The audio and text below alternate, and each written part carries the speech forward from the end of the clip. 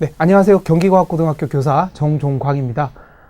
이번 시간은 5번째 시간으로 동적표와 상하향식 설계에 대해서 학습하도록 하겠습니다.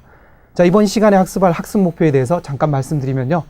동적표를 활용하여 알고리즘의 효율을 높일 수 있다는 것과 동적표를 이용하여 상하향식으로 알고리즘을 설계할 수 있답니다. 자, 동적표라고 하는 것은 우리 정보과학에서 상당히 광범위하게 쓰인 아주 매우 효율적인 방법으로 여러분들이 이번 차시로부터 한 3차시 정도에 걸쳐서 동적표를 활용하는 방법에 대해서 실습을 통해서 학습하게 되겠습니다. 자, 그럼 학습 내용 들어가 보도록 하겠습니다. 자, 먼저 동적표를 배우기 전에 우리가 그 수학이나 이런 다양한 분야에서 표를 이용해서 문제를 해결하는 경우가 많습니다. 자, 예를 들어서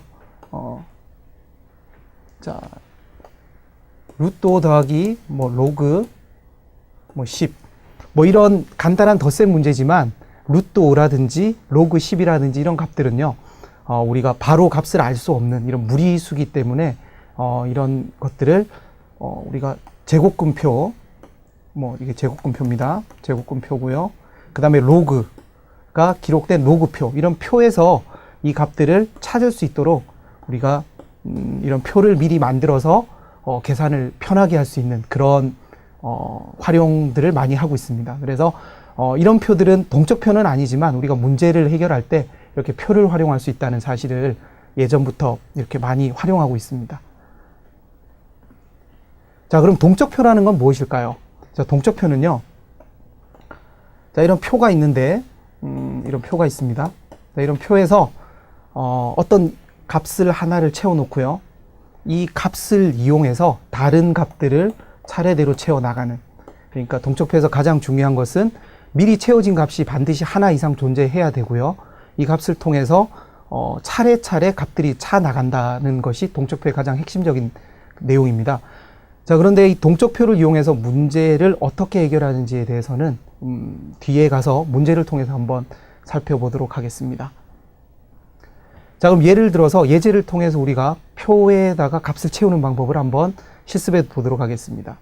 자, 먼저 10칸의 표를 만들고 K번째 칸에는 1부터 K까지 합을 기록한 표를 먼저 한번 생각해 보겠습니다. 자, 그럼 이렇게 표가 10칸짜리 표가 있고요. 이 표에서 각각 칸에 값들이 있겠죠. 자, 밑에 쓰여진 이 숫자들은 3번째 칸에는 1부터 3까지의 합을 기록한다라는 의미고요. 2번째 칸은 1부터 2까지의 값을 표현한다는 의미입니다.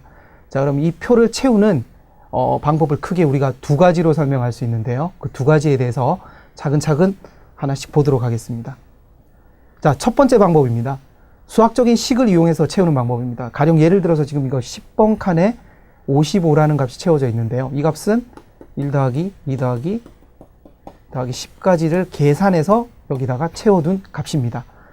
자, 그럼 3을 한번 채워볼까요? 3 같은 경우는 1 더하기 2 더하기 3이니까 다 더해서 6이라는 사실을 알 수 있습니다. 자, 5라는 값을 채워보면요. 1부터 2, 3, 4, 5 이렇게 모두 더하면은 15라는 사실을 알 수 있습니다. 자, 이렇게 직접 수학적인 식을 이용해서 하나하나 채워나가는 방법을 이용할 수 있는데요. 이런 방법을 이용하게 되면 그렇게 편리하지도 않고 그리고 만약에 값이 엄청 커진다 그러면 엄청나게 많은 계산을 해야 되는 그런 불편함이 있습니다. 그래서 우리가 수학적인 이런 식이 있죠. n번째 칸을 채울 때 자, 2분의 n 플러스 1이라는 식을 이용해서 우리가 채울 수도 있습니다. 자, 이러한 방법이 수학적인 식을 이용해서 표를 채우는 방법입니다. 자, 2번째 방법으로 동적으로 표를 채우는 그 방법을 설명드리겠습니다. 자, 동적으로 표를 채울 때는 아까 처음에 말씀드렸다시피 첫 번째 칸을 먼저 우리가 바로 채울 수 있습니다. 우리가 1부터 1까지 합은 1이라는 사실을 바로 알 수 있기 때문에 1이라는 숫자를 채우고요. 그 다음 2번째, 3번째, 4번째, 5번째 칸에는 이전에 채웠던 값을 활용해서 동적으로 채워나가는 표를 우리는 동적표라고 합니다.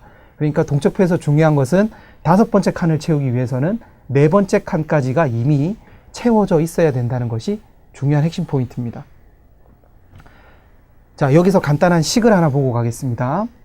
자, TK라고 하는 이런 그 식을 보고요. TK는 T는 테이블이라는 의미고요. K번째 칸에 들어갈 식이라는 의미입니다. 그러면은 K번째 칸은 당연히 1부터 K까지의 합이니까 1부터 K까지의 합을 기록하게 되겠습니다. 자, 그런데 TK-1이라고 하는 칸에 이미 1부터 K-1까지의 합이 기록돼 있을 겁니다. 동적표이기 때문에요. 기록돼 있다면 우리가 TK를 채우기 위해서 1부터 이렇게 모든 값을 채우는 게 아니라 TK-1에 있는 값을 이용해서 여기다가 K만 더하면 TK가 된다는 사실을 쉽게 알 수 있습니다. 왜냐하면 TK-1번 칸에는 1부터 K-1까지의 합을 이미 구해두었기 때문에 여기다가 K만 더해주면 이 값이 TK가 된다는 사실을 이용해서 이전 값을 이용해서 동적으로 표를 채울 수가 있습니다.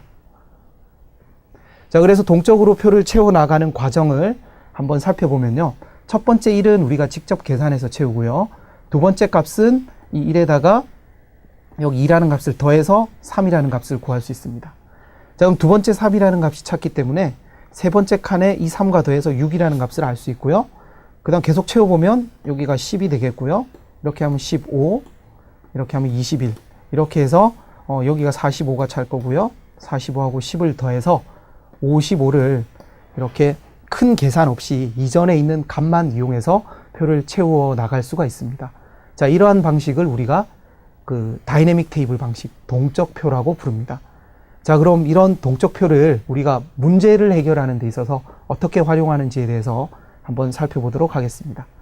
자, 예제로서 n번째 피보나치 수 fn을 구하는 점화식이 나와 있습니다. 여기 나와 있다시피 fn은 fn-1 더하기 fn-2라는 식을 이용해서 100번째 한가지를 구하는 문제를 한번 살펴보도록 하겠습니다. 자, 피보나치 수는 수학이나 정보과학에서 상당히 많이 알려져 있는 그런 유명한 식이고요. 과학에서도 상당히 응용이 많이 되는 식입니다. 자, 그래서 피보나치 수에 대한 관계식은 다음과 같습니다. 이 관계식은 워낙 유명하니까 아마 대부분 학생들이 다 알고 있을 거라고 생각됩니다. 자, 이러한 관계식을 우리는 점화식이라고 합니다. 점화식. 자, 이런 점화식을 이용해서 문제를 쉽게 해결할 수가 있습니다. 특히 프로그래밍 언어를 이용할 때는 이러한 점화식은 우리가 예전에 배웠던 중급 과정에서 충분히 학습을 했었죠. 재기함수를 이용해서 매우 효율적으로 채울 수가 있습니다. 자, 그러면은 재기함수를 이용해서 방금 그 피보나치 수를 채우는 알고리즘을 표현하면 다음과 같습니다. 자, 여기 메인 함수 먼저 살펴보겠습니다. 자, 메인 함수에서 프로그램이 10행에서 시작을 하고요. 10행에서 먼저 scanf를 이용해서 n 값을 입력을 받습니다. n 값을 입력을 받은 다음에 이제 fn 값을 출력하는 게 이 프로그램의 전부고요. 이 fn이라고 하는 것이 바로 n번째 피보나치 수를 구하는 그런 함수가 되겠습니다. 자, 그럼 n번째 피보나치 수를 구하는 함수 부분은 바로 3행에서부터 8행에 정의가 되어 있습니다. 자, 이 피보나치 수를 n번째 피보나치 수를 구하는 이 함수를 한번 살펴보면요. 아까 앞에서 봤던 점화식을 한번 생각해 보면요. n이 2 이하일 때는 1이었어요. 값이. 그래서 그 부분을 처리하는 게 바로 이 행이 되겠습니다. n 값이 2 이하라면 1을 리턴함으로 해서 직접적으로 피보나치 수의 n번째 항을 구하고요. n이 2 이상이라면 우리가 아까 전에 봤던 점화식 fn-1 더하기 fn-2라는 식을 통해서 피보나치 수를 구해 나가고 있습니다. 자, 그런데 이제 재기함수의 특성상 자, 우리가 F4를 구하고자 한다면 이 4라고 하는 것이 F3 더하기 F2 꼴로 표현이 됩니다. 자, F2 꼴로 표현이 되기 때문에 이 3과 2를 두 번 재기호출을 하게 됩니다. 자, 재기호출을 하게 되면 3은 다시 2와 1을 재기호출을 하겠죠. 자, 그래서 2 이하의 수는 바로 구할 수 있기 때문에 여기서 끝날 거고요. 2도 여기서 바로 리턴이 돼서 F4를 구하는 과정을 거치게 됩니다.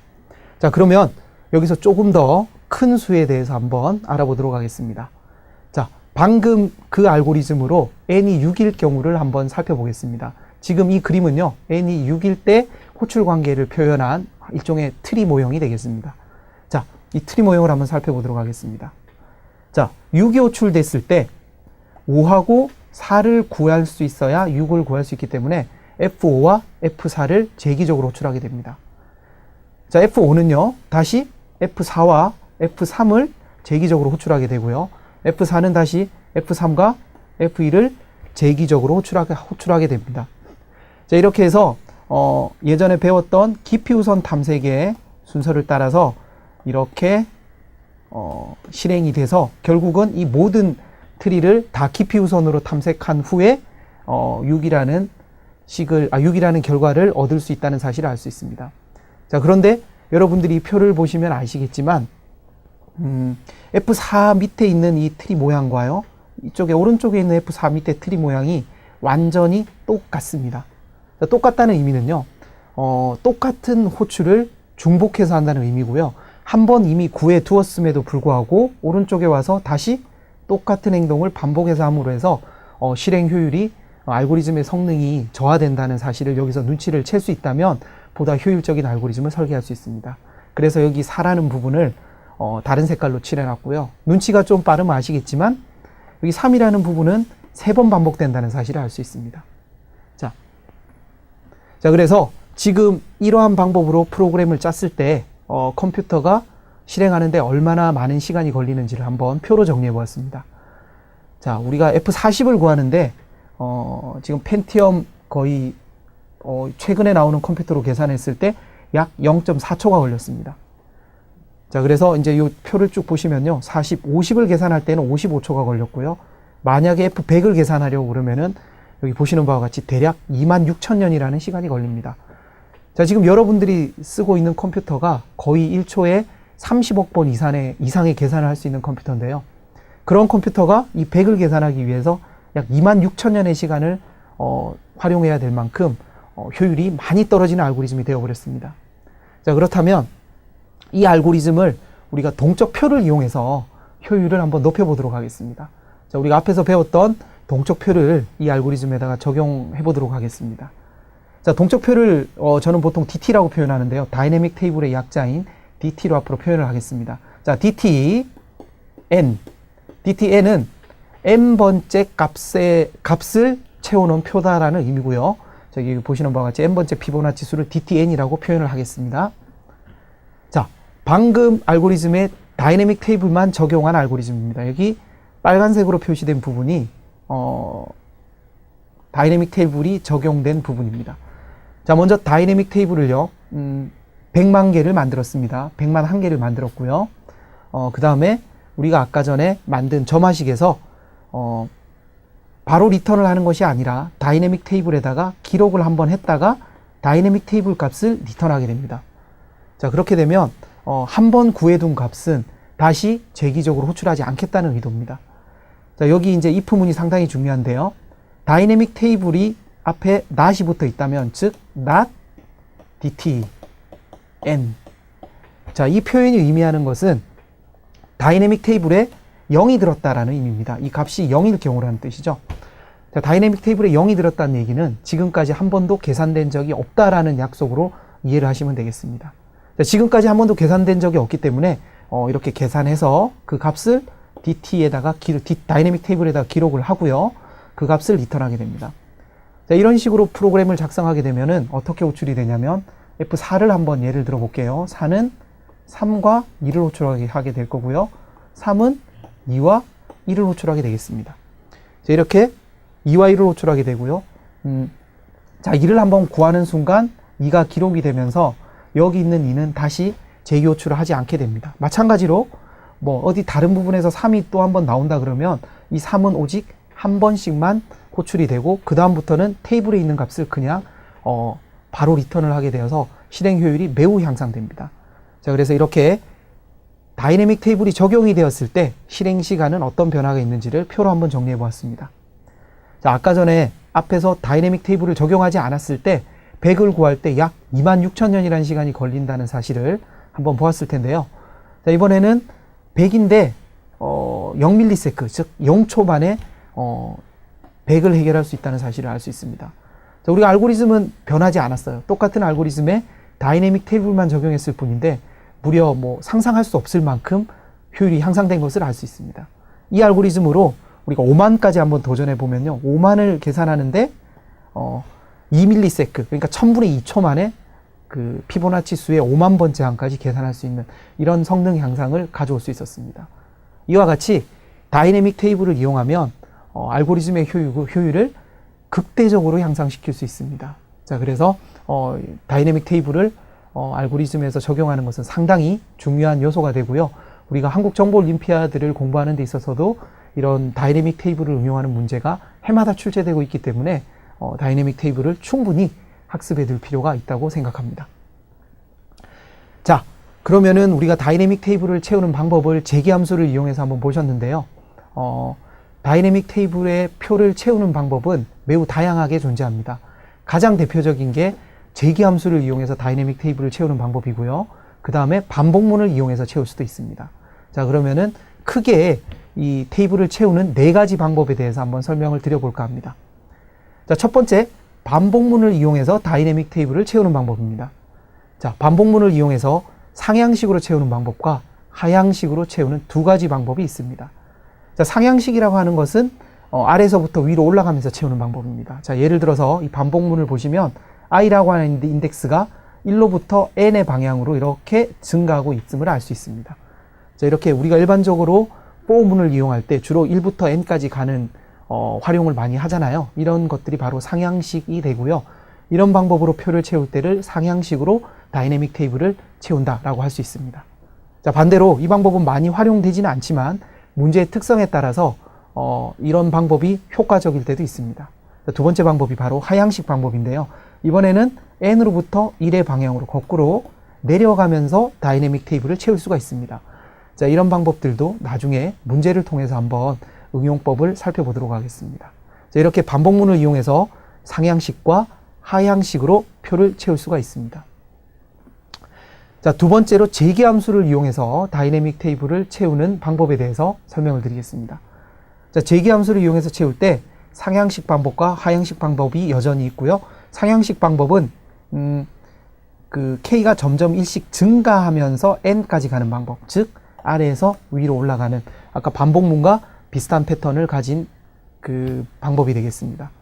자, 두 번째로는 재기함수를 이용한 하향식 방법입니다. 자, 재기함수를 이용한 하향식 방법도 마찬가지로 n에서부터 1씩 내려가면서 1까지 내려가는, 그래서 거꾸로 내려가는 이런 알고리즘이 하향식으로 채우는 방법이 되겠습니다. 자, 앞에서 보여드렸던 반복문은요, 주로 상향식이 일반적으로 활용이 되고요. 반대로 재기함수는 일반적으로 하향식이 기본적인 방법이 되겠습니다.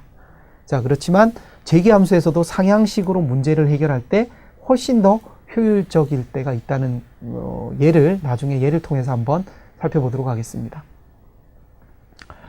자, 이번엔 실제로 간단한 예제를 통해서 반복문과 재기함수를 이용해서 다양한 방법으로 그 다이내믹 테이블을 채우는 그런 실습을 한번 해보도록 하겠습니다. 자, 동적 표를 구성할 점화식을 먼저 dt라고 정의를 하고요. dtn은 dtn-1 더하기 n이라고 하는 점화식을 먼저 한번 생각해 보겠습니다. 자, 이 식은 아까도 설명드렸지만 1부터 n까지 합을 구하는 방법입니다. 자, 먼저 첫 번째 알고리즘은, 자, 여기 반복문이 보이시죠? 이 반복문이 n1부터 n까지 1씩 증가하면서 채우고 있기 때문에 상향식으로 다이내믹 테이블을 채워나가는 방법입니다. 자, 그래서 다이내믹 테이블의 i번째 항은 i-1번째 항에다가 i를 더하면서 채우는 방법이고요. 표를 다 채우고 나서 마지막에 다이내믹 테이블의 n번째 항을 출력함으로 해서 해를 구하는 그런 알고리즘이 되겠습니다. 자, 이 알고리즘에서 우리가 메모리를 효율적으로 활용할 수 있는 방법이 있습니다. 자, 우리가 dt의 i번째 항을 쓰기 위해서는 dt의 i-1번째 항 하나만 이용하면 되기 때문에 굳이 모든 dt를 활용할 필요가 없습니다. 따라서 dt를 배열로 선언하지 않고 그냥 단순 변수로 선언한 다음에 dt에다가 i를 더해서 새로운 dt를 만들면 됩니다. 자, 이때 dt는, 오른쪽의 dt는 현재 dt가 되고요. 왼쪽의 dt는 dt에다가 i를 더한 다음 상태의 dt가 됩니다. 자, 그래서 dt 하나를 이용해서 모든 값을 구하는, 그래서 메모리를 아까 전에는 n개를 활용을 했는데 이번에는 한 개만을 이용해서 메모리를 절약하면서 다이내믹 테이블을 활용하는 이런 방법도 있다는 사실을 잘 이해해 두시고, 이 방법은 나중에 저 뒤에 가서 충분히 활용이 될 거니까요. 그때 가서 다시 한번 설명을 드리도록 하겠습니다. 자, 다음으로 재기함수를 이용해서 다이내믹 테이블을 채우는 방법입니다. 자, 재기함수를 이용할 때는 이번에는 자, K가 여기 보시면 거꾸로 내려가면서 채우고 있습니다. 그래서 하향식으로 다이내믹 테이블을 채우는 방법이고요. 점화식은 아까하고 동일합니다. DTK는 FK-1, 그러니까 K-1번째 항을 재기호출로 값을 구해 놓은 다음에 K를 더하기 때문에 다이내믹 테이블을 하향식으로 채우는 그런 방법이 되겠습니다. 자, 이번에는 앞에 보셨던 방법과 거의 대부분 흡사한데요. 방향만 반대로 거꾸로 올라가고 있습니다. K가 N일 때 1에서 위로 올라가고 있는 재기함수를 이용해서 상향식으로 알고리즘을 채우는 그런 재기함수가 되겠습니다. 자, 이와 같이 우리가 다이내믹 테이블을 채우는 다양한 방법이 있는데요. 그 중에서도 이제 재기함수를 이용하는 방법과 그 반복문을 이용하는 이런 방법들이 있는데 궁극적으로는 반복문을 이용하는 방법이 훨씬 더 좋은 방법이고요. 생각하기 더 쉬운 방법은 재기함수를 이용하는 방법입니다. 여러분들이 처음에는 재기함수를 이용해서 다이내믹 테이블을 채우는 연습을 하셨다가 나중에 익숙해지면 반복문으로 직접 설계하는 순으로 이렇게 실력을 향상시켜 나가면 나중에 문제를 푸는데 많은 도움이 될 겁니다. 자, 학습 정리를 하겠습니다. 자, 동적표에 대해서 이번 시간에 배워봤는데요. 동적표는 한 번 계산한 결과를 미리 기록해 두는 역할을 할 수 있습니다. 그렇기 때문에 계산의 중복을 배제해서 알고리즘의 효율을 엄청나게 향상시킬 수 있습니다. 앞에서도 살펴봤던 바와 같이 26,000년이 걸렸던 알고리즘이 거의 1000분의 2초 만에 해결되는 그런 결과를 보셨고요. 일반적으로 동적표는 반복문을 이용해서 채울 수 있지만 재기함수로도 채울 수 있다는 것을 실습을 통해서 알아봤고요. 주로 반복문을 이용할 때는 그 재기함수일 경우에는 하향식, 반복문일 경우에는 상향식으로 접근하는 것이 일반적이지만 문제에 따라서는 재기함수를 이용한 상향식으로 접근할 때 훨씬 문제를 설계하기 용이하게 되는 경우도 있으니까 이런 것들도 잘 익혀서 자기에게 맞는 방법을 터득해서 몸에 익혀두는 것이 상당히 좋을 거라고 생각합니다. 자, 첫 번째 시간은 이것으로 마치고요. 계속해서 다음 차시 진행하도록 하겠습니다. 감사합니다.